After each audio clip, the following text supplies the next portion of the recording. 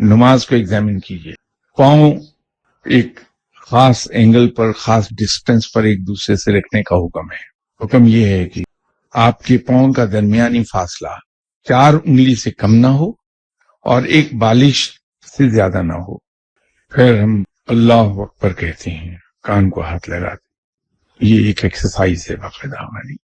बाद हम खड़े रहते हैं, रुकू में जाते हैं। ये हमारी रीढ़ की हड्डी की भी एक्सरसाइज है, शोल्डर्स की एक्सरसाइज है, सबसे बढ़कर नेक की एक्सरसाइज है ये। और उसके साथ ही ब्लड सर्कुलेशन जो है वो मुंतकिल होती है इंसान के जिस्म के दरमियानी हिस्सों से ऊपर और नीचे की तरफ, और खून हमारे दिमाग की तरफ आता है।